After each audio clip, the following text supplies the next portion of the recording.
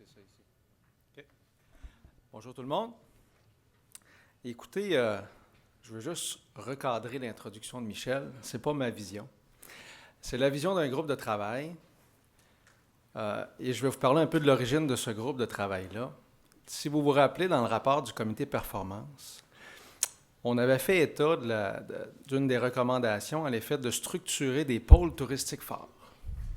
Et il y avait, dans les jours qui ont suivi, un petit comité de travail qui s'était mis en place avec Paul Arsenault du réseau de veille, Jean-Marc Lecouturier qui avait été mis à profit grâce à l'association de la QIT.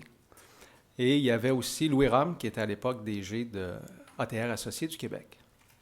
Et au ministère, on avait exprimé la volonté de pouvoir se joindre à ce groupe de travail-là et de travailler avec eux pour explorer cet univers.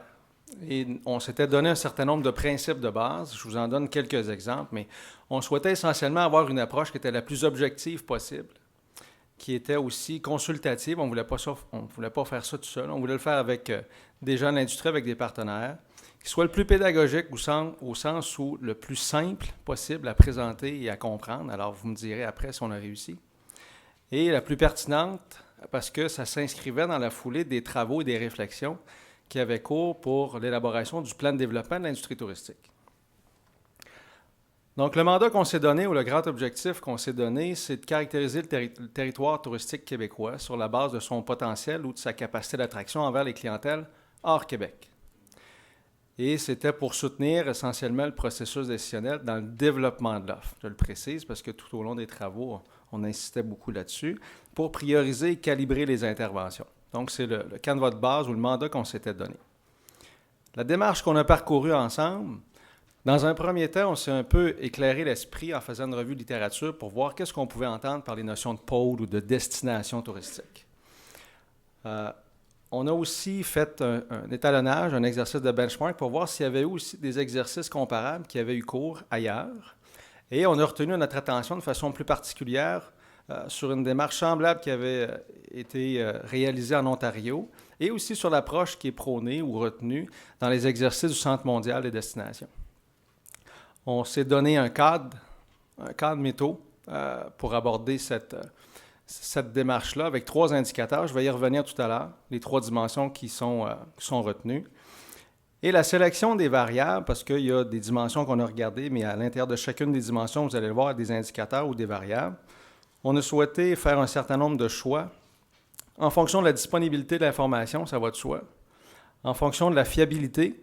On n'a pas la prétention que ce soit un modèle parfait, loin de là, mais je pense qu'on a eu un souci tout au long des travaux qu'on a menés, des échanges qu'on a eus aussi de cibler ou de cerner les données ou les informations qui étaient le plus fiables possible. Et on a essayé d'éviter aussi les facteurs de corrélation, donc les mêmes indices ou les mêmes variables qui mesuraient un même phénomène. Je vais y revenir tantôt.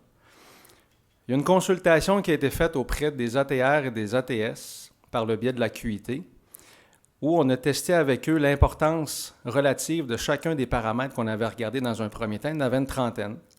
Et pour ceux qui apparaissaient moins pertinents ou plus pertinents, pour en arriver qu'à en choisir une vingtaine au terme de l'exercice, je vais aussi vous les présenter tout à l'heure. Et par la suite, donc, on a procédé à la compilation de l'information et des données pour transposer ça sur des cartes. Je vais aussi vous les présenter. Une mise en contexte des travaux qui ont été menés, c'est la portée territoriale de la démarche. On a exclu volontairement les portes d'entrée de Québec et Montréal parce qu'il y avait des travaux qui avaient cours en regard de ces deux endroits-là. On a aussi exclu les territoires au nord du 49e parallèle parce qu'on venait de dévoiler dans les jours qui précédaient l'amorce de nos travaux une nouvelle stratégie touristique au nord du 49e parallèle. Donc, on s'est donc concentré sur 90 MRC, qui représentent 16 régions touristiques et qui représentent 47 % des dépenses touristiques au Québec et 26 % des dépenses touristiques hors Québec. Donc, ça vous met un peu en contexte. Ce qu'on veut vous présenter maintenant dans 3 blocs, ça paraît un petit peu petit peut-être, là, mais je vais tenter de vous le résumer le plus simplement du monde. Pour la première dimension, la dimension produit, on a regardé la présence de produits d'appel, on a regardé la présence de masse critique d'activité, on a regardé l'accessibilité et aussi l'offre d'hébergement. Je fais un zoom pour certains d'entre eux pour vous donner un peu plus de précision. Produits d'appel. On a regardé les 25 attraits les plus populaires consultés par la clientèle des autres provinces canadiennes dans un premier temps, de la clientèle américaine dans un deuxième temps et des autres pays sur bonjourquebec.com. Première chose. Autre chose qu'on a consulté, c'est une dizaine de guides touristiques internationaux et une dizaine de catalogues de tours opérateurs qui sont les plus actifs ou qui sont très souvent les plus connus.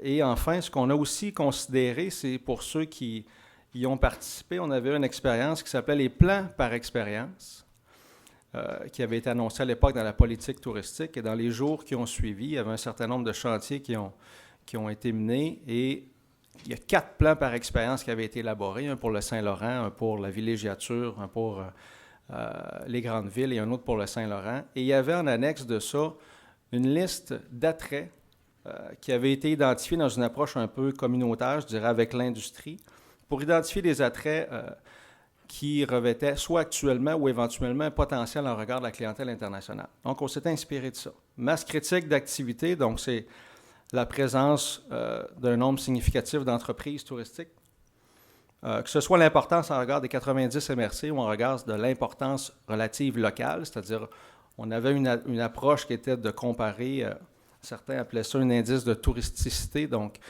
on comparait l'importance des entreprises touristiques versus la population locale. Donc, plus il y avait d'entreprises touristiques en regard de la population, ça nous donnait déjà une petite indication de l'importance que pouvaient avoir les attraits. Et on a fait la même chose au niveau de l'hébergement.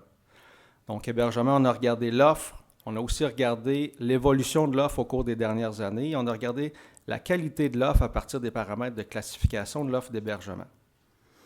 Et celui que j'ai sauté, c'est l'accessibilité, donc c'était la distance moyenne en regard des aéroports internationaux et aussi les débits de circulation des principaux axes transfrontaliers au niveau routier avec le ministère des Transports. Dimension performance, provenance des touristes, donc le pourcentage des touristes hors Québec dans la clientèle de la région. Et vous voyez, je rouvre une parenthèse, à l'extrême droite, souvent vous voyez région ou MRC, là. Ça vous indique seulement l'échelle à laquelle on a calculé l'information parce qu'elle était disponible. Donc, quand vous ne le voyez pas à l'échelle de la MRC, c'est parce qu'elle n'était pas disponible. Et les dépenses touristiques, donc les dépenses des touristes hors Québec et l'évolution des dépenses touristiques hors Québec au cours des 10 dernières années.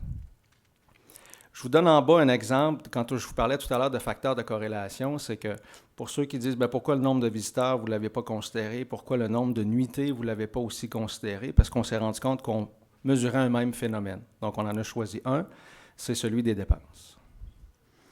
L'autre dimension, dimension de développement, on a regardé les investissements dans la promotion sur les marchés hors Québec pour la région. On a regardé la présence de créneaux à quart. On a aussi regardé l'existence de projets majeurs. On a regardé l'ensemble des projets pour lesquels le ministère avait été mis à contribution dans ses différents leviers financiers au cours des 3 dernières années. C'était indiqué en 2011, mais c'était en date de 2011. Là. Il y a une petite coquille. Donc, on a regardé l'ensemble des projets à travers les ententes de partenariat régional, par exemple, l'aide stratégique, l'aide aux croisières, l'ensemble des leviers financiers dont disposait le ministère pour voir les investissements qui avaient eu cours dans ces milieux-là. Et aussi les projets d'investissement qui étaient dans les cartons à différents niveaux d'avancement. Et dans les derniers éléments qu'on a regardés, la population en âge de travailler puis l'évolution de la population entre 2006 et 2031, donc les perspectives en cette matière-là.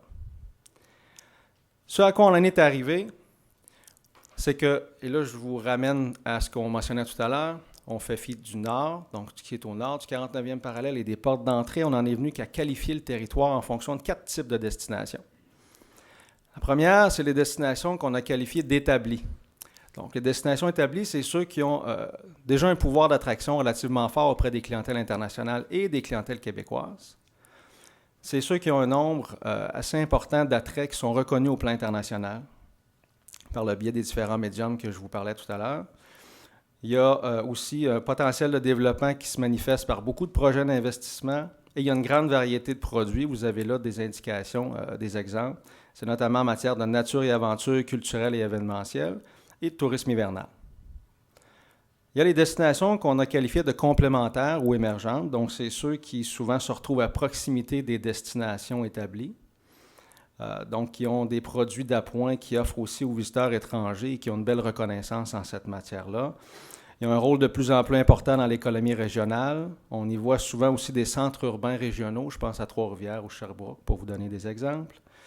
Et la présence de masse critique d'entreprises qui offrent des produits surtout en tourisme d'affaires, culturel, événementiel et nature. Deux autres types, donc les destinations qui sont surtout, pas uniquement, là, j'insiste là-dessus, surtout caractérisées par un achalandage de tourisme québécois et les jeunes destinations. Donc, les destinations au niveau du troisième type, comme on a appelé, là, de tourisme québécois, ils offrent un potentiel ou une caractérisation qui leur permet d'envisager un meilleur positionnement. Et très souvent, ils ont des attraits ou des entreprises ou des événements qui sont en émergence et qui ont un positionnement de plus en plus intéressant. Et il y a des jeunes destinations qui sont, je dirais, en train de s'animer puis de mener un certain nombre de travaux et des réflexions pour structurer et organiser leur offre. Et souvent, ils ciblent des créneaux de niche comme la motoneige, chasse et pêche, l'agrotourisme ou la mise en valeur du Saint-Laurent. Donc, l'ensemble de cette démarche-là, on est retourné en consultation de façon individuelle avec chacun des directeurs généraux des ADR. Et on a fait aussi une conférence téléphonique avec, on avait invité l'ensemble des associations touristiques sectorielles, il y en a une dizaine qui ont pu participer, pour partager avec eux notre démarche, discuter avec eux des résultats auxquels on en arrivait et voir s'il y avait des ajustements ou des précisions à y apporter et surtout s'assurer qu'on n'avait pas oublié ce que Jean-Marc appelait des pépites d'or, c'est-à-dire des attraits qui étaient en dehors des destinations de catégorie 1 et 2, donc établies ou complémentaires, et qu'on aurait pu échapper dans le radar. Donc, ça nous a permis de compléter l'exercice. Principaux enseignements, il y en a deux types. Je vais y revenir dans la conclusion, mais déjà, je vous dirais que la réaction qu'on avait des gens, c'était qu'ils reconnaissaient que la méthodologie avait été menée de façon rigoureuse, que c'était un exercice pour lequel il n'y avait pas beaucoup d'antécédents. La consultation, naturellement, a été très pertinente pour compléter nos informations et notre démarche, puis que les résultats allaient pouvoir être mis à profit au-delà de l'exercice dans lequel on s'inscrivait, mais aussi de façon plus générale dans les réflexions de développement de l'offre touristique. La carte que je vous affiche ici, ce n'est pas une nouvelle carte, c'est la carte qui a été présentée lors des assises en mai dernier, que vous retrouvez aussi dans le plan de développement de l'industrie touristique et qui vous illustre les 4 types de destinations. Donc, vous retrouvez en vert foncé ce qu'on a appelé les destinations établies. En vert, et là, Yves, il va rire, en vert moyen, parce qu'on essaie de trouver un autre mot, mais on n'a pas trouvé. Donc, en vert moyen, c'est les destinations complémentaires. En vert pâle, donc, c'est les destinations qui sont surtout caractérisées par le tourisme québécois. Et les jeunes destinations en jaune. Ce que vous voyez en Bourgogne, c'est les portes d'entrée. Donc, on est venu le disposer sur une carte qui nous donne un peu l'idée du Québec touristique.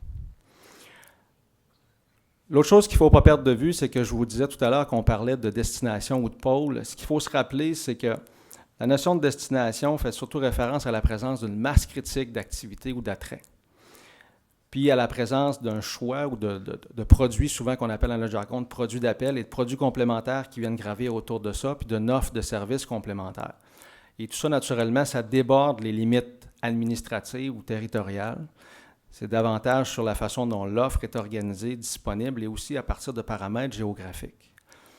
Alors, à la lumière de ça, ce qu'on a aussi fait, puis je vous donne un exemple aujourd'hui, c'est qu'on a pris les 2 premiers types de destinations, c'est-à-dire les destinations établies et les destinations complémentaires, et on a fait un zoom pour descendre ça à l'échelle des municipalités, à partir d'un indice qu'on a appelé l'indice de concentration des entreprises touristiques. Parce que rappelez-vous que c'est en fonction de la présence d'une masse critique d'attrait et d'activité qui devrait normalement se retrouver au cœur de ce qu'on appelait les destinations.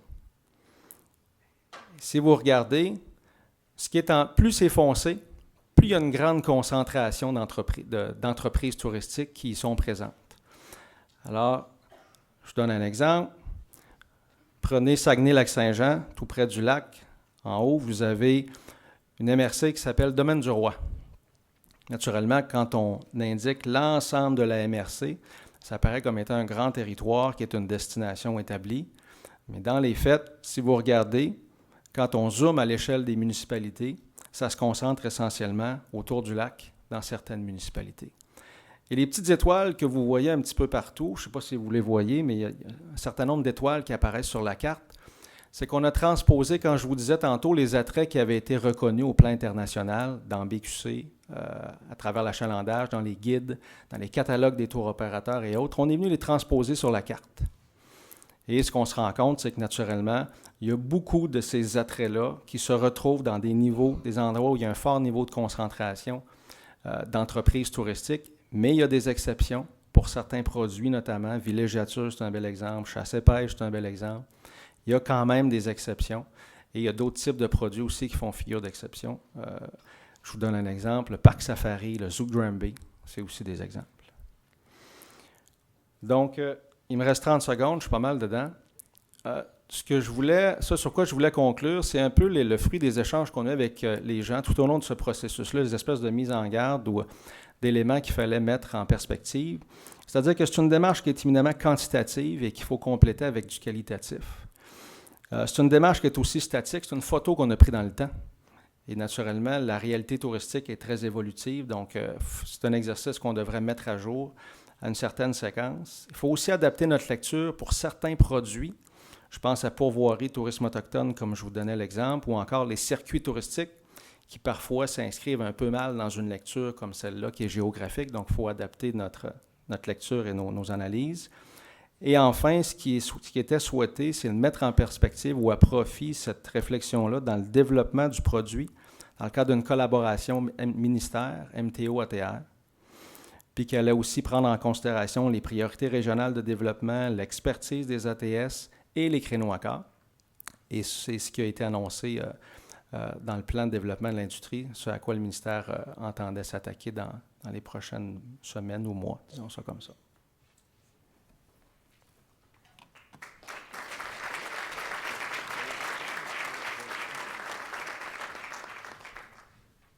Merci Patrick, bien respecter le temps.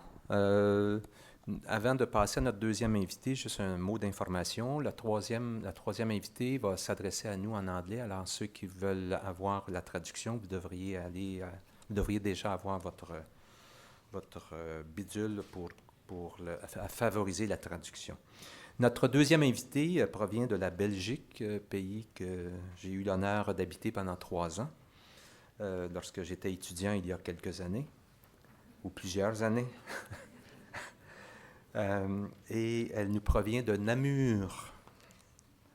Et elle va nous parler de l'innovation au service de la mesure de la fréquentation touristique, l'exemple de la Wallonie. Alors j'invite Véronique Casse, de la Direction de la stratégie touristique du Commissariat général du tourisme, responsable de l'Observatoire du tourisme wallon, à vous adresser la parole. Le 15 minutes est parti.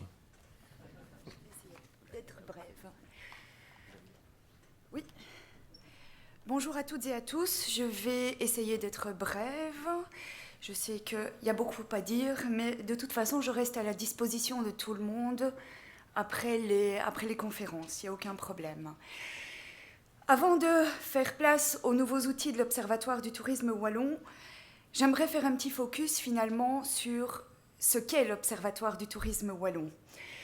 Parce que l'Observatoire du tourisme wallon, c'est avant tout un outil de l'administration wallonne du tourisme, le Commissariat général au tourisme, au service du développement de l'activité touristique en Wallonie. Créé en 2000, donc il n'est pas si vieux, l'Observatoire du tourisme wallon fait désormais partie intégrante de la direction de la stratégie touristique. L'Observatoire a pour mission de collecter des informations et des statistiques précises, fiables et comparables en privilégiant les partenariats. Nous évitons de solliciter plusieurs fois les partenaires ou les opérateurs. On essaye de s'arranger avec diverses associations qui existent dans le secteur. Il se veut un outil au service de tous. Il est vraiment là pour aider l'entièreté des secteurs touristiques. Il a de grands principes généraux. C'est d'abord la confidentialité. Aucune donnée individuelle ne sort de chez nous. Tout est vraiment anonymisé. Il y a une limitation et une simplification des questionnaires. Comme je l'ai dit, on évite de solliciter plusieurs fois les mêmes partenaires. Et nous favorisons l'échange de données. Les principaux indicateurs de l'OTOE sont la collecte de l'offre touristique en hébergement, en attraction touristique, mais également la collecte de la fréquentation touristique. hébergement, même secteur, hébergement, attraction et également organismes touristiques, comme par exemple tous les bureaux de tourisme qui existent en Wallonie.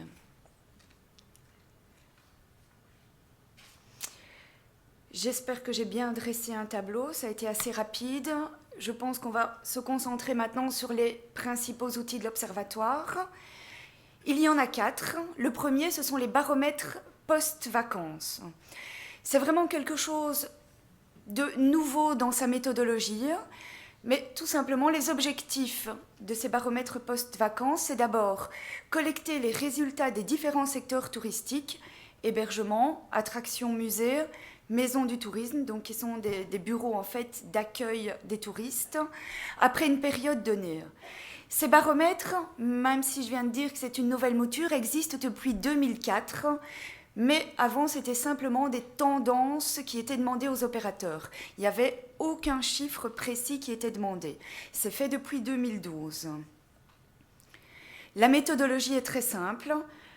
Après Pâques, après le 21 juillet, qui est notre fête nationale et qui est en général un gros week-end pour le secteur touristique, fin août, pour obtenir un bilan complet de la saison touristique, et après les vacances d'hiver, nous interrogeons environ 1800 opérateurs via un logiciel d'enquête qui s'appelle Webropol, mais ça je vais y revenir après.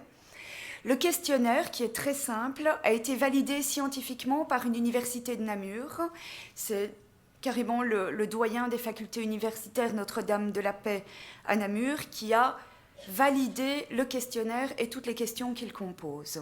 Les questions portent sur le taux d'occupation pour les hébergements, le nombre de visiteurs pour les attractions et les maisons du tourisme, l'évolution de la fréquentation par rapport à la même période de l'année précédente, la satisfaction des opérateurs, les origines de clientèle.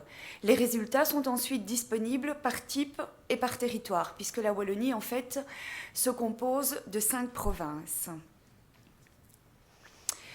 En ce qui concerne les résultats, nous avons maintenant une rapidité de traitement, 2 jours, avant il fallait une semaine.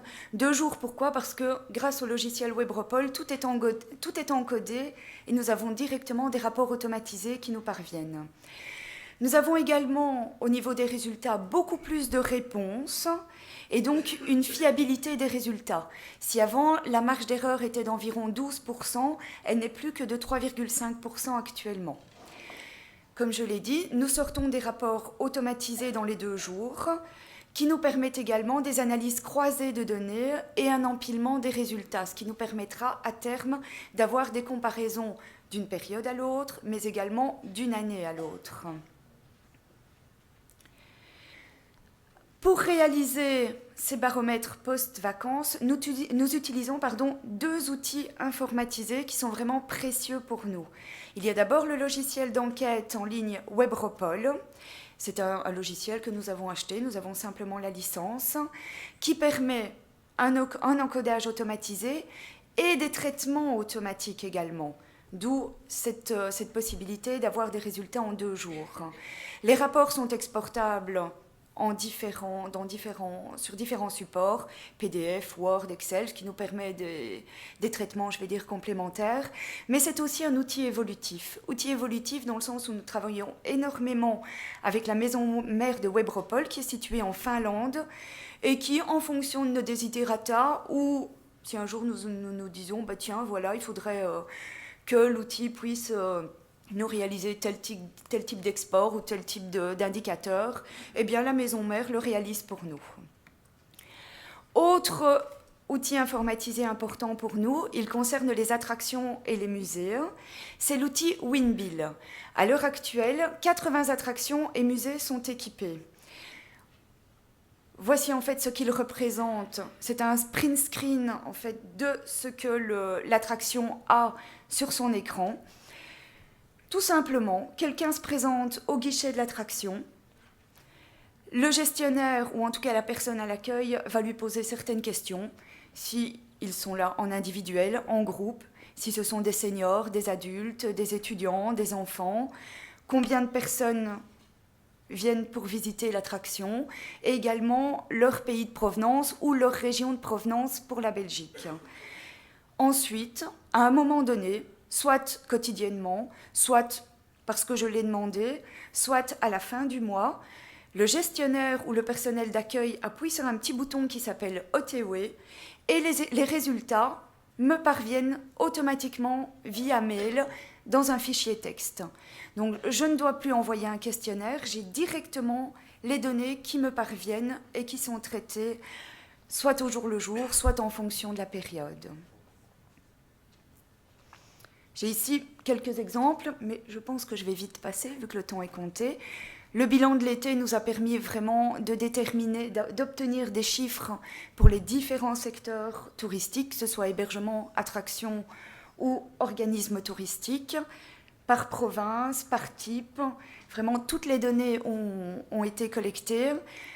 Elles ont fait l'objet, toutes ces données, d'un rapport qui a servi tant aux opérateurs qu'au ministre, puisque je dépends directement du ministre du Tourisme, pour une conférence de presse. Et c'est surtout important pour les médias, parce que les médias wallons veulent vraiment des résultats après une période de vacances. Donc voilà quelques exemples sur la satisfaction notamment, sur les origines de clientèle. C'est vraiment un extract des rapports que nous créons avec Webropol. Deuxième outil nouveau, en tout cas pour l'Observatoire du tourisme wallon, c'est la fréquentation des 5 grandes villes wallonnes. L'objectif de cet indicateur, c'est d'obtenir des données mensuelles précises sur les activités touristiques dans les 5 grandes villes, Liège, Namur, Charleroi, Mons et Tournai. C'est quelque chose qui n'existait pas à l'heure actuelle. Or, la fréquentation urbaine en Wallonie reste quand même importante, même si le territoire est essentiellement rural. Ce qui est important, c'est également de faire la différence avec le tourisme d'affaires. Dans les zones rurales, on sait qu'il y a essentiellement un public, ou en tout cas une clientèle de loisirs. Dans les grandes villes, on sait que le tourisme d'affaires est important. Grâce à ce nouvel indicateur, nous allons pouvoir mesurer la fréquentation touristique urbaine et également mesurer l'impact des campagnes de promotion qui sont réalisées, notamment sur Paris et sur d'autres villes étrangères pour la fréquentation urbaine wallonne. La méthodologie est simple, c'est un sondage mensuel. L'ensemble des prestataires touristiques sont interrogés pour chaque ville. Cela représente 205 opérateurs au total, en hébergement, attractions, musées et organismes touristiques. Le questionnaire a également été validé par la faculté universitaire Notre-Dame de la Paix de Namur. Nous utilisons aussi Webropol et Winbill pour collecter les données.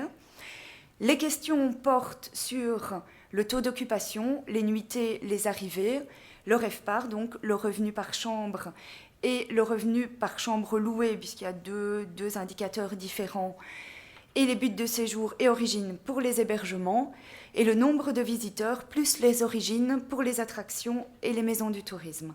Tout ça nous permettra vraiment d'avoir un indicateur fiable pour les 5 grandes villes wallonnes. Les résultats, une rapidité de traitement grâce à Webropol et à Winbill, des rapports automatisés, ça je l'avais expliqué un peu après, une diffusion trimestrielle des résultats par ville. C'est vrai que c'est un sondage mensuel, mais pour être certain de collecter toutes les données, on s'est donné 3 mois de délai pour pouvoir les diffuser. Et l'avantage, un empilement des données avec des comparaisons finalement annuelles, mais aussi d'un mois par rapport à un mois de l'année précédente. Cet indicateur est en cours, les premiers questionnaires sont maintenant en cours d'envoi. Donc il n'y a pas de résultats disponibles pour l'instant, ils le seront d'ici quelques mois. Troisième outil important et nouveau pour l'Observatoire du tourisme wallon, c'est le sondage clientèle. L'objectif, connaître les habitudes et la satisfaction des touristes qui se rendent en Wallonie. La méthodologie, un sondage trimestriel est réalisé par la société de sondage TNS Sofres. 450 personnes sont interrogées par vague. Ils sont belges, français et néerlandais. Ce sont les 3 marchés prioritaires de clientèle pour la Wallonie. Le questionnaire ici a encore été validé scientifiquement. Les questions portent sur le profil du répondant, les caractéristiques du voyage, s'ils viennent en couple, en famille, s'ils viennent en seconde résidence. Il y a également toute une série de questions sur les activités et les logements, le choix de la Wallonie comme destination, les dépenses, la satisfaction. Toutes ces données trimestrielles sont injectées dans Webropol, donc on a les mêmes avantages finalement que pour les baromètres post-vacances et à terme pour le post-indicateur de fréquentation dans les 5 grandes villes. Les résultats réguliers, dans le sens où ils sont trimestriels. Dans le temps, l'Observatoire effectuait des enquêtes ponctuelles dans certains secteurs, des enquêtes de sondage clientèle, dans les attractions touristiques ou encore dans les hébergements. Maintenant, c'est vraiment de manière globale. On interroge un touriste qui s'est rendu en Wallonie via un système Internet. Nous aurons donc des résultats trimestriels, une rapidité de traitement. Dans les 15 jours, nous avons un rapport automatisé et complet qui fait à peu près 30 pages, qui nous permet également des analyses croisées de données. Et à l'heure d'aujourd'hui, nous avons déjà des résultats pour la période février-avril et mai-juillet 2012. L'avantage, c'est qu'on peut comparer les deux périodes et qu'à terme, nous allons vraiment pouvoir faire un rapport annuel complet pour savoir sur une année finalement comment s'est comporté le touriste en Wallonie et quel type de touriste visite la Wallonie. Et nous pourrons à terme réaliser des comparaisons annuelles. Quelques exemples tirés des rapports. Vous avez les caractéristiques du voyage, seul, en couple, en famille, entre amis, le motif de voyage, donc si c'est loisir, affaires. Vous avez également le choix de la Wallonie comme destination.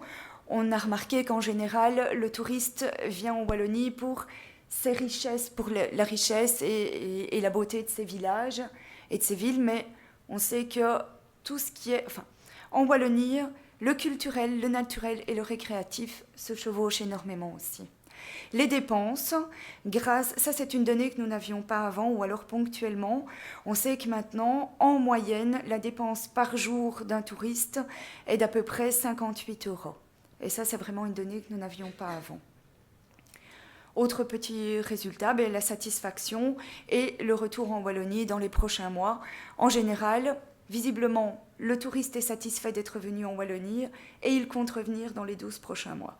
C'est un avantage. On verra si c'est vrai. Ça, je ne peux pas le juger, évidemment. Dernier indicateur de fréquentation, c'est la fréquentation en hôtellerie. Ça, c'est quelque chose qui n'existait pas chez nous, parce qu'obtenir un taux d'occupation mensuel dans l'hôtellerie autorisée et en ordre de sécurité incendie, avec les résultats de l'Institut national des statistiques, c'était très difficile. Nous avons donc décidé, nous, de créer notre indicateur mensuel. La méthodologie, c'est un contact direct avec les hôteliers pour obtenir une copie de ce qu'ils envoient à l'Institut national des statistiques. 25% du parc hôtelier participe. Un programme informatique a été créé spécialement pour encoder et pour obtenir les résultats. Les taux d'occupation, les résultats sont disponibles sont des taux d'occupation des arrivées et des nuitées par grande ville wallonne, par niveau de confort, par zone rurale urbaine, en fonction de la taille de l'hôtel. C'est vraiment un indicateur unique en Wallonie, je vais le plus vite possible, je suis désolée, et c'est ce qui permettra au secteur de se positionner dans le cas d'études de faisabilité notamment. L'avantage, c'est l'empilement des résultats. Je vous avais mis un petit extrait de l'extranet, mais à mon avis, il est un peu tard, mais ça, je vous donnerai l'adresse pour le consulter. Et nous avons quelques résultats, donc notamment le taux d'occupation annuel, donc qui est de 35% pour les hôtels. Ce n'est pas grand-chose, mais c'est ce qui ressort de l'analyse. Et nous privilégions, en tout cas, l'hôtellerie rurale est privilégiée par rapport à l'hôtellerie urbaine à l'heure actuelle. Ce qui est important également, c'est bien d'avoir 4 indicateurs, mais c'est de les diffuser et de partager l'information. Nous avons 2 outils de communication qui sont les pages pro du portail tourisme, qui est en cours d'actualisation pour l'instant, mais tous les résultats seront disponibles d'ici quelques semaines. Et nous avons également le rapport de l'OTW, qui est un rapport d'à peu près 100 pages. Le 2010 est finalisé, le 2011 est en préparation, puisqu'il y a toujours un délai pour collecter les informations. Je vous remercie de votre attention. J'ai dépassé d'1 minute mon quota, je pense, mais on n'a pas l'air de m'en vouloir. Je reste à votre disposition pour tout complément d'information et je vous remercie de votre attention en tout cas.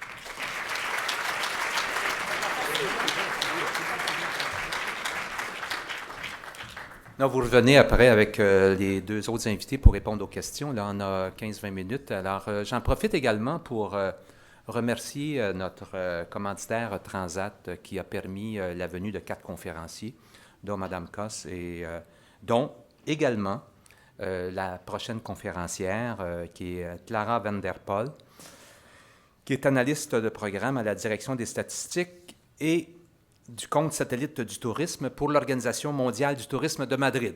Alors, comme vous savez, Transat fait Madrid-Montréal et il fait Bruxelles-Montréal. Alors, Transat, merci beaucoup.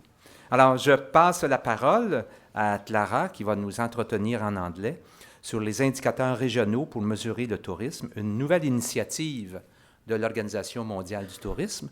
Et immédiatement après son allocution, je vais demander à Véronique et à Patrick de se joindre et on va recevoir les questions de la salle que vous avez sans doute nombreuses. Donc, il y a 2 personnes, je ne sais pas, les 2 personnes qui vont peut-être faire le tour des allées tantôt. Oui, bon, elle est là. J'en vois une, peut-être l'autre est à gauche. Donc, vous pouvez simplement écrire les questions sur le papier, dites qui vous êtes et à l'arrière ou sur le hashtag du symposium. Et on va dialoguer par la suite en faisant la synthèse des principales questions. Clara, c'est à vous.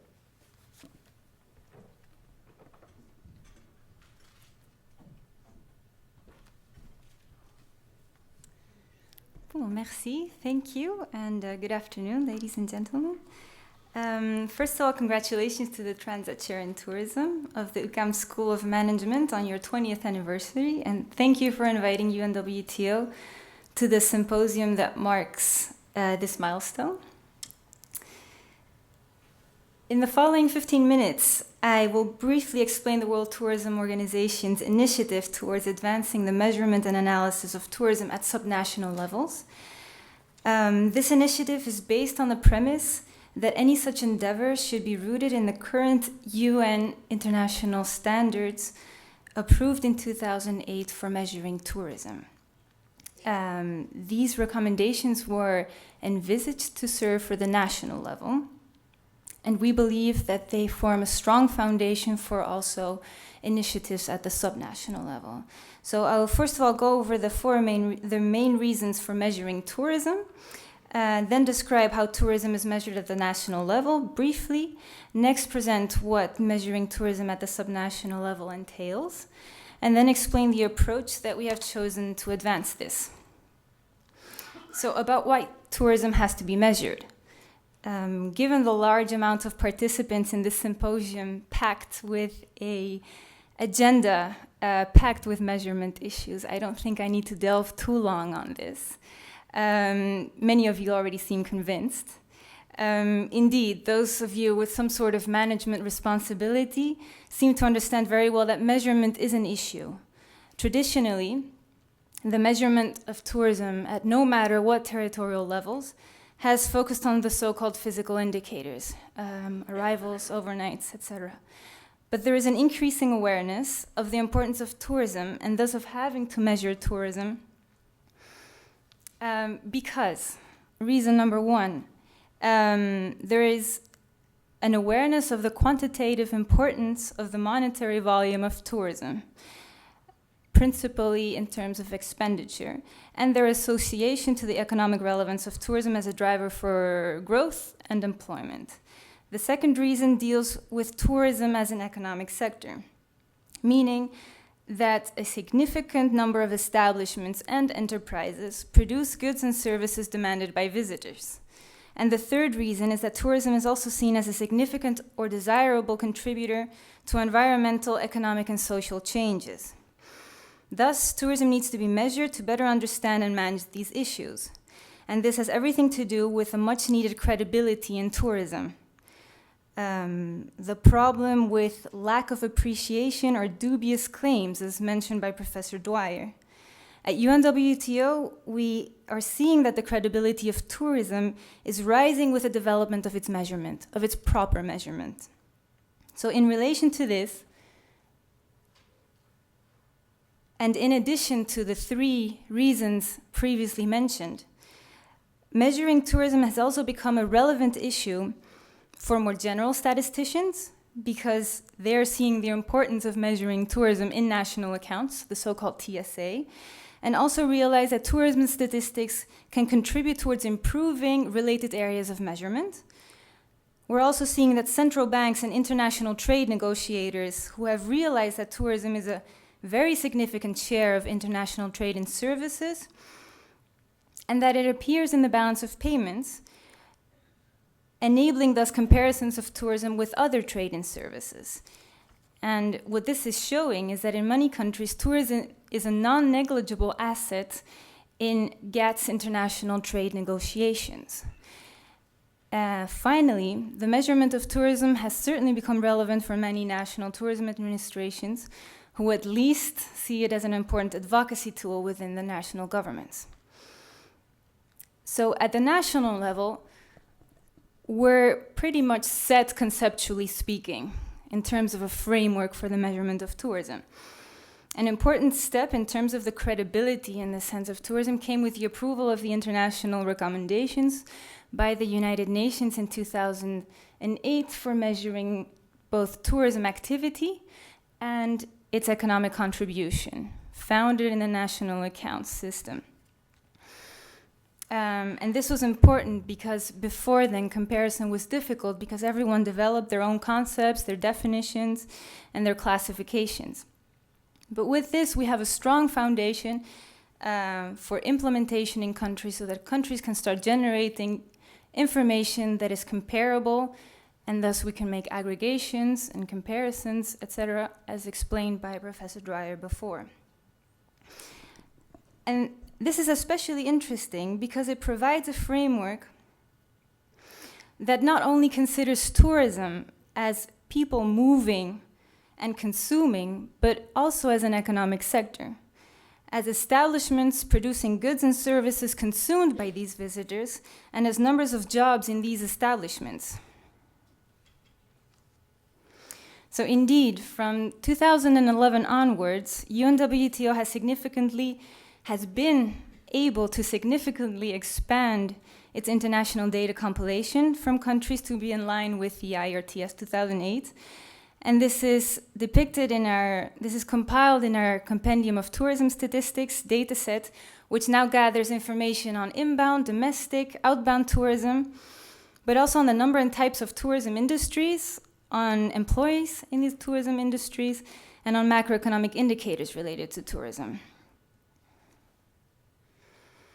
So measuring tourism at the subnational level. We have this framework at the national level, which for the first time recommends countries to implement a harmonized way of measuring tourism. However, they provide no guidance on adequately measuring and analyzing tourism at subnational levels, where important particularities do not enable their application. And of course, the rationale for better understanding and analyzing tourism at lower territorial levels lies in the fact that tourism is strongly territory contingent, with flows of visitors occurring unevenly across countries, regions, municipalities, or any other territorial entity. And tourism and territory are narrowly intertwined not only because the natural built territory is often the main tourism attraction, an exotic beach or a vibrant city, but also because the territory and movements across it largely condition tourism trips, the nature of the supply that caters to these, and the capacity to modulate by means of policy, and consequently the relationship to potential welfare. Imperative is that the United Nations framework be the cornerstone for designing measurement guidelines for tourism also at the subnational levels. And this is particularly the case for regional adaptations of the tourism satellite account. Nevertheless, it has been clear for many years that measuring tourism is a very challenging issue. Why? Well, because there are many different types of territories. Let's say, not only the so-called administrative units, like regions and municipalities, but also a large amount of other territories, like coastal areas, parts of municipalities, aggregations amongst municipalities, and all of these are known as analytical units. At the subnational level, many tourism stakeholders may think that there is little information available on tourism, especially from an economic perspective. But in reality, we know of many countries that have much more information that many people may expect. Certainly in many European countries, but also in countries like Canada, as we have just witnessed, in the US, in Brazil, Australia, etc.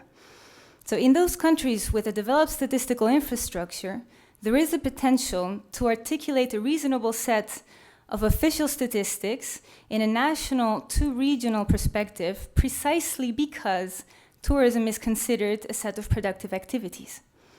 In addition, it is possible to link tourism to the territory by means of georeferencing demand and supply data. So allow me to quickly mention 2 case studies that have been presented to UNWTO by Ireland and by Brazil.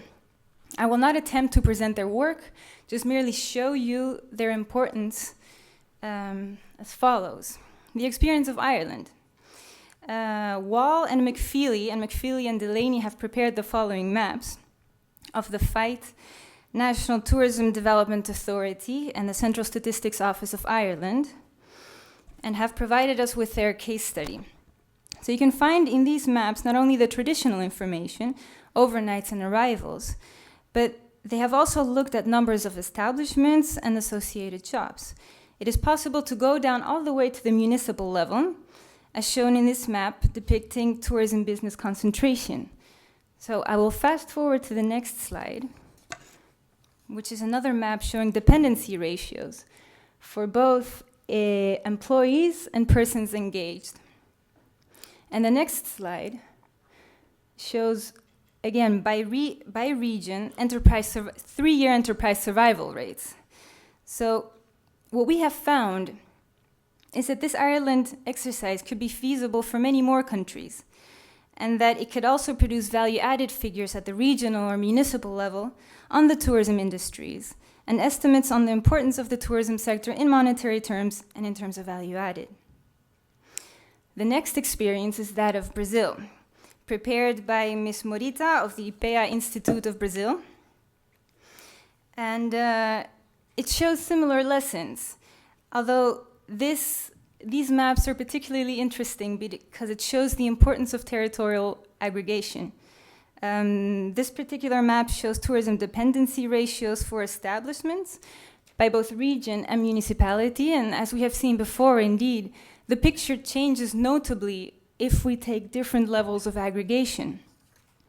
The same holds for jobs.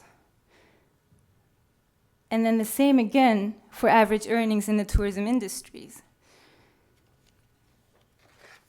So what we are finding is that considering smaller territorial levels in tourism may lead to improved conclusions and policy action.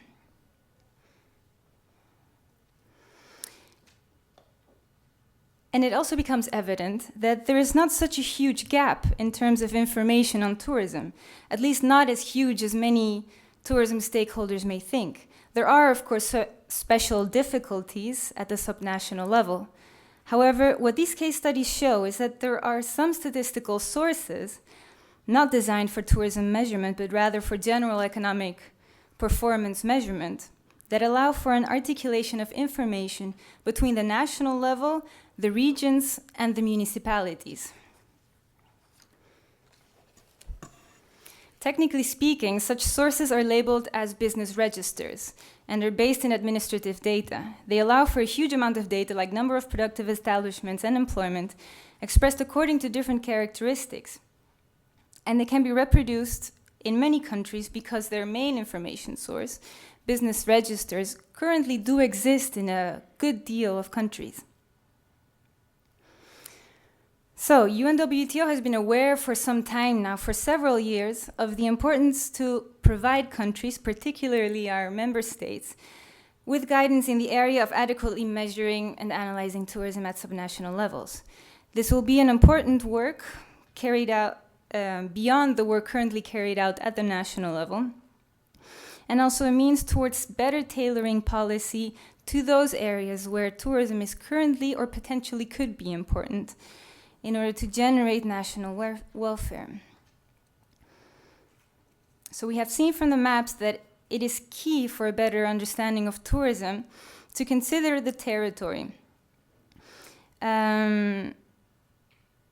I must say that having powerful statistics and comparability is important, but possibly much more important is having a powerful analytical capacity.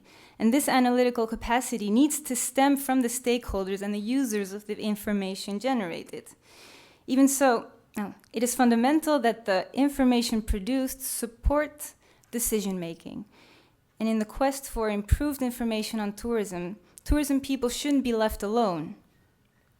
Though other general statisticians, for example, in such exercises, can be of help, it is important to also ask the politicians about their real needs, their concerns, and to try and be as precise as possible. Otherwise, any initiative to develop the measurement and analysis of tourism at subnational levels will risk being unusable at best and possibly even lead to frustrations of politicians, at worst if it doesn't respond to what they had initially expected to receive. So for this purpose, a certain collaboration must exist between, on the one hand, people from tourism, and on the other hand, geographers, physical planners, experts in environmental economics, behavioral science, and of course economists and statisticians to exchange analysis and work, a true interdisciplinary approach thus. It is in this context that UNWTO has launched a couple of years ago the INROUTE initiative, the International Network on Regional Economics, Mobility and Tourism, which brings together experts from different stakeholder groups to develop operational guidance to entities involved with subnational measurement and analysis of tourism. INROUTE has now become a separate nonprofit entity with which UNWTO has signed a cooperation agreement with the objective of advancing in this aim, founded in the United Nations International Recommendations for Measuring Tourism at the national level. So this agreement entrusts INROUTE with the development of a conceptual framework and a set of corresponding recommendations that are expected to, in due time, form the basis for future UNWTO guidelines, official guidelines, on the measurement and analysis of tourism at subnational levels. So the focus will be on the following research areas: tourism as an economic sector, tourism and the environmental dimension, non-economic contributions and impact, tourism's economic contribution and impact, tourism development and territorial cohesion, something very relevant nowadays, especially in the European continent, and supporting destinations' key stakeholders. These 5 research areas give way to another 20 topics, which I'm not going to list because it'll bore you. But the idea is that a proposed set of recommendations will be prepared for each of these topics. And over the period 2012 and 2013, priority is being given to the following topics: the definition of a tourism destination, defining and measuring different types of tourism. So what do we mean with sun and sand tourism? What do we mean with academic tourism, etc.? Tourism itineraries, and tourism observatories. These are considered to be key topics in advocating the importance of considering tourism at the subnational level and in also kickstarting this initiative. As of today, there is an umbrella document prepared that describes the initiative and explains the setup of a regional tourism information system as the first step to develop basic statistical information on regions and other subnational entities. This will enable collecting a reasonable set of basic data items and indicators for monitoring and comparing specifically the region and the municipality. In relation to INROUTE, it is a pleasure to coincide during this symposium with a cherished colleague who is not in this room, is in the parallel room, but without whom this INROUTE initiative would not have been able to flourish. And her name is Arkene Alsua. Some of you may know her already. They provide logistical support and valuable human resources in this whole initiative for developing the INROUTE and UNWTO collaboration. So if you have any questions on this initiative, do not hesitate to come and talk to me or go and talk to her. You can also look for more information on the website and otherwise send an email. So much for that. To sum up, 2 important points. Yes, tourism can be a relevant economic sector, a relevant economic driver, because it is an economic sector. So it's composed of establishments and enterprises that produce goods and services for visitor, and it's sufficiently relevant in a good number of countries to be taken seriously. This perspective enables us to consider a whole new range of data available from the so-called business registers for gaining insight into tourism. UNWTO is strongly committed to this initiative, and here we believe that credibility is key. From UNWTO, we are convinced that advancing in the measurement, in the design of tourism measures at the subnational level needs to stem from the credibility and the framework already in place at the national level. Having a set of indicators and basic data is one of the objectives, but before being able to do so, we believe we need a solid conceptual framework with concepts, with definitions, one that is coherent with the national level measures, but at the same time flexible enough to accommodate subnational specificities while responding to stakeholder needs. Thank you very much for your attention.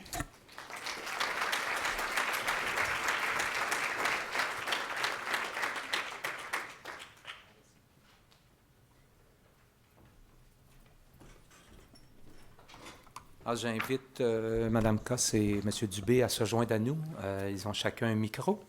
Nous avons environ 12 minutes pour une période de questions avant la pause café et j'aurai des instructions à vous donner tantôt à cet effet.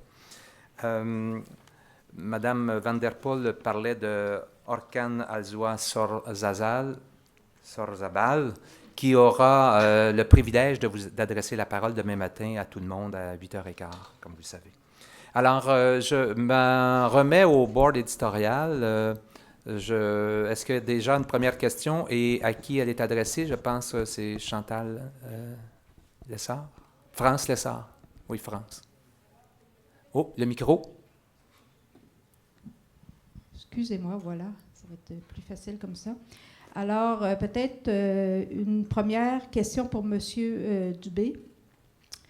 Alors, une première question qui traite plus de la capacité de doter le Québec d'indicateurs de performance standardisés ou comparables dans l'avenir, parce qu'on a vu que vous aviez, à partir de critères, élaboré des indicateurs de performance. Est-ce que c'est des indicateurs qu'on pourrait voir apparaître pour l'ensemble des régions de façon un peu standardisée, puis permettre aux régions de se comparer, au-delà d'un travail qui se fait au niveau gouvernemental? Donc, est-ce qu'on pourrait espérer que les MRC ou les ATR se dotent d'indicateurs comparables au cours des prochaines années suite aux travaux que vous avez faits? Ma réponse. Oui. Non, est-ce que vous entendez bien? Oui, OK. Ma réponse aura 2 volets. Le premier, c'est que on a mis en place, il y a à peu près 1 an, un comité qui s'appelle le Comité sur le développement des connaissances stratégiques en tourisme, qui réunit bon nombre de joueurs qui sont très souvent les plus actifs dans le développement des connaissances. Puis, un des mandats qu'on s'est donné, c'est de regarder l'appareillage statistique ou de données ou d'informations stratégiques dont on dispose, puis de voir à le bonifier. Donc, naturellement, ça va être mis à profit dans ce contexte-là, mais aussi dans le cadre de nos travaux, on s'est donné un plan de match sur 3 ans, d'identifier un certain nombre de chantiers qu'on souhaitait réaliser dans les prochaines années, dans les 3 prochaines années. Et un de ceux-là, c'est de se doter de baromètres touristiques régionaux. Donc, ce qu'on souhaite, parce que naturellement, l'information dont on dispose, plus on descend, moins elle est fiable, plus on a des défis en cette matière-là. Donc, ce qu'on souhaite, c'est travailler avec les partenaires à élaborer des baromètres touristiques régionaux pour pouvoir mieux jauger et apprécier l'évolution de la performance touristique dans les régions. Merci, Patrick. Les prochaines questions vont être pour Mme Cosse. Il y a eu 2 ou 3 questions qui tournent un petit peu autour du même sujet. Les questions viennent à la fois de M. Aucoin de la SATQ, de Mme Fortin de Desjardins Marketing, puis d'autres personnes qui posent la question à savoir comment vous avez réussi, dans le fond, à mettre en place vos baromètres. Comment je pourrais dire, de faire participer, par exemple, les entreprises à l'envoi ou à vous offrir des données qui souvent, pour lesquelles les gens sont un petit peu sensibles, des données. Puis, peut-être une question complémentaire, c'est est-ce que les entreprises qui participent à vos baromètres ont en contrepartie un retour, entre guillemets, sur l'investissement? C'est-à-dire, est-ce que vous leur faites parvenir des informations qui leur permettent de réutiliser, si vous voulez, les indicateurs auxquels ils ont participé. Alors, si une entreprise vous donne de l'information, est-ce qu'elle reçoit en contrepartie certains résultats qui leur permettent d'améliorer leur performance? Eh bien, oui. Je ne sais pas si on m'entend. Oui. Oui. Ah, voilà. En fait, je pense qu'il y a une grande relation de confiance qui s'est établie au fil des ans. L'Observatoire n'est pas vieux, il existe depuis 2000. Moi, j'y travaille depuis 2003. C'est vrai qu'au début, c'était très compliqué d'obtenir des données. Les sites touristiques, qu'ils soient attractions ou musées, prenaient du temps à donner des données ou ne répondaient pas. Et je pense que c'est à force de les travailler au corps, je vais dire, ou presque, ou en tout cas prendre énormément de contact avec eux, les rassurer, leur dire que leurs données ne sortiront pas de manière individuelle de l'Observatoire. Je suis soumise au principe de confidentialité. Je pense qu'après quelques années, les gens ont confiance. Par exemple, je travaille maintenant tous les mois avec près de 160 attractions touristiques wallonnes qui me donnent leurs chiffres de fréquentation. À la base, c'était un questionnaire que j'envoyais par email. Les gens répondaient, parfois avec difficulté. Il y a eu l'apparition de Winbill, donc il y en a 80 où ça arrive directement sur mon mail, mais pour les autres, c'est toujours un envoi de questionnaire mail. Eh bien, je dois vous dire que si je suis en retard maintenant de 3 jours, les gens m'envoient un mail en me disant « Et quoi ? On n'a pas encore eu le questionnaire ?» Et ils répondent automatiquement. Donc, je pense qu'il y a vraiment une relation de confiance qui s'est établie au fil des ans. L'indicateur de fréquentation hôtelière, par exemple, c'est quelque chose qui est nouveau, puisque, bon, avec les attractions, je travaille avec elles depuis 2003, depuis que je suis arrivée. L'indicateur de fréquentation hôtelière, c'est tout nouveau, ça a 1 an et demi. Mais je vois que maintenant, les hôteliers commencent à m'envoyer directement une copie des données qu'ils envoient à l'Institut national des statistiques, avant même que j'en ai fait la demande. Donc, je crois qu'au fur et à mesure, le nombre de répondants va encore augmenter. Je vous dis, je pense que c'est principalement une relation de confiance. En ce qui concerne les résultats, il est clair que nous publions régulièrement des résultats, que ce soit sur base de petites synthèses, même en dehors des baromètres post-vacances ou en dehors du travail de collecte au quotidien. Régulièrement, je fais des petites synthèses sur un secteur ou en autre et je privilégie toujours les gens qui participent à tous les travaux de l'Observatoire, c'est-à-dire que je leur envoie tous les résultats en primeur. Et seulement ensuite, je diffuse les résultats sur notre site Internet. Et je crois que ça leur fait plaisir. Je pense que ce n'est pas pour rien que nous sommes passés à une marge d'erreur de 12% à 3,5%.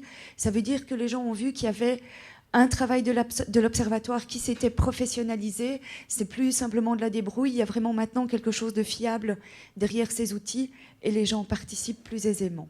Et ils ont des résultats. Peut-être une deuxième question, Mme Cosse, et ensuite, il y aura une question pour Mme Clara Van der Poel. Effectivement, de la part de M. Smith. Alors, pour excusez-moi, pour Mme Cosse, outre comment je pourrais dire ça, la communication qui est faite des résultats, à quoi sert de façon plus structurante l'ensemble des baromètres ou de l'information qui est collectée? Est-ce qu'elles sont utilisées à des fins, par exemple, de politique ou d'ajustement des produits ou d'évolution de la connaissance de la demande? Alors, en quoi est-ce que ces baromètres-là sont structurants pour l'industrie touristique? En fait, je pense qu'il faut distinguer différentes choses. Il y a les baromètres touristiques post-vacances, qui là sont réalisés essentiellement pour la presse, parce que la presse veut vraiment des résultats après une période de vacances. Et même, je vais aller plus loin, la presse téléphone avant le début d'une période de vacances pour savoir comment s'est passée la période de vacances. Donc, c'est quand même terrible, mais c'est comme ça. Mais voilà. Donc, c'est vrai que les baromètres post-vacances sont essentiellement destinés à la presse. Maintenant, à côté de ça, le secteur en a besoin, que ce soit pour une orientation de la politique au niveau administratif. Donc moi, je fais partie de la direction de la stratégie touristique. C'est nous qui vraiment, en suivant les desiderata du ministre, mais aussi en fonction des différents partenaires associatifs du secteur du tourisme, que nous préparons la stratégie touristique de la Wallonie. Donc, il y a une fois par an des grandes assises du tourisme chez nous où tout le monde se réunit, on discute planification et évidemment, tous ces résultats, toutes les données collectées vont permettre d'orienter les politiques tant du ministre, tant des associations professionnelles qui finalement sont les relais du secteur auprès des opérateurs. Et également, tous nos résultats servent à orienter toutes les politiques de promotion. Nous avons une association chez nous qui s'appelle Wallonie-Bruxelles Tourisme, qui dépend également directement du ministre. C'est vraiment l'association, une ASBL, une association qui s'occupe de promouvoir, de promotionner la Wallonie et Bruxelles sur les différents marchés étrangers. Et tous les chiffres que nous collectons permettent évidemment à Wallonie-Bruxelles Tourisme d'orienter sa politique en fonction des résultats.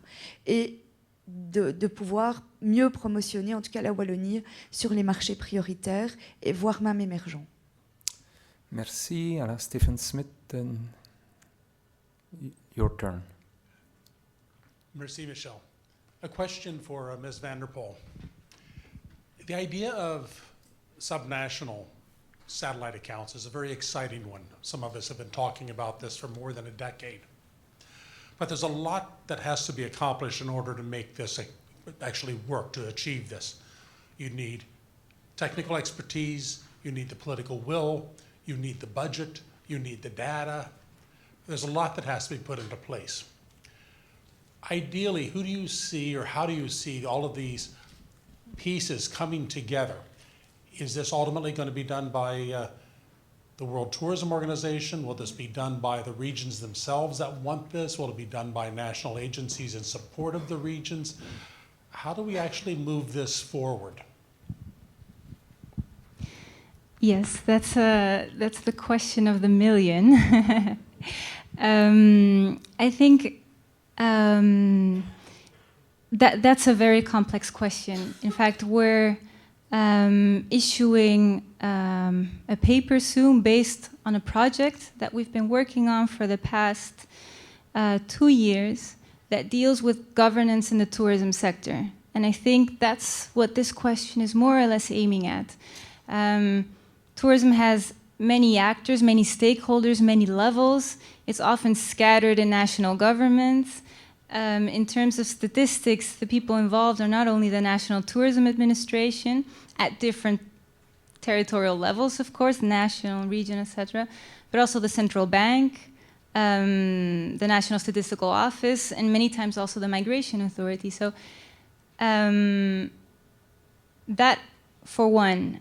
And for the second, I think that, a second answer to this question would be that I think an important step has been taken already, whereby different regional authorities have expressed, sometimes through their national tourism authority to UNWTO, that this is an issue. So there's a formal request on the table requiring UNWTO to work on this issue. And I think that UNWTO has taken this seriously now, this issue of subnational measurement and analysis. We're working very hard. We're inviting more stakeholders to join with interesting experience, etc., because in the end, we need to learn from experiences on the ground, what's working, what's not. For example, the case studies explained before, in Ireland, in Brazil, but also here in Canada. So I think that I'm not answering your question because I think it's a very complex question to answer, but I think those two elements that I gave you mean that there is a commitment, and not only from UNWTO, so not only from the international community, but also from many national governments and regional or lower territory to work on this. So the will is there, and I think we're getting off to a good start. Merci Stéphane, merci Clara. Je voulais d'abord remercier nos trois panélistes qui nous ont apporté une vision très complémentaire de l'importance des indicateurs. Ce qui pourrait être intéressant, ce qui va être intéressant dans la poursuite du symposium, c'est si je suis une PME, une petite moyenne entreprise, en quoi ces indicateurs-là peuvent être utiles pour moi dans ma gestion quotidienne, dans mon processus de prise de décision, dans l'élaboration de mon plan d'affaires, dans mes négociations avec une institution financière pour financer tel ou tel investissement.